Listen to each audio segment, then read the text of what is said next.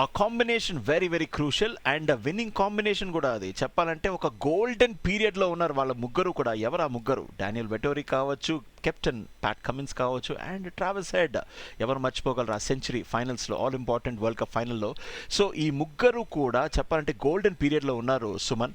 ఎందుకంటే June 2023 start అయింది ఆ డబ్ల్యూటీసీ ఫైనల్ కావచ్చు, దాని తర్వాత వరల్డ్ కప్ కావచ్చు, పట్టిందల్లా బంగారమే. సో ఈ dangerous and very very formidable trio గురించి మీ మాటల్లో. స్లైట్లీ ఐ డిఫర్ ఈ స్టేట్మెంట్. ఎందుకంటే శశి ఇద్దరు ఓకే, ప్యాట్ కమిన్స్ ఇంకా కోచ్ మంచి ఫామ్లో ఉన్నారు as a coach, as a captain. కానీ it comes to Travis Head, fantastic player ODI ఫార్మాట్లో, టెస్ట్ ఫార్మాట్లో. కానీ ఇంతవరకు T20 ఫార్మాట్లో తను ఇంకా తన సత్తా ప్రూవ్ చేసుకోలేదు.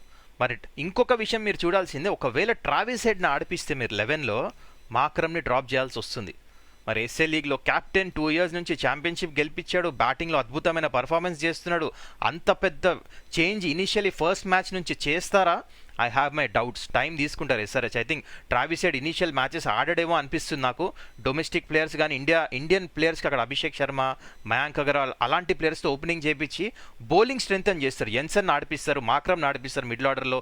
తను ఆఫ్ స్పిన్ కూడా వేస్తాడు Markram, which is very important. కాబట్టి ఇలాంటి కాంబినేషన్తో వెళ్తారేమో అనిపిస్తుంది. కానీ Travis head having set that is a fantastic player.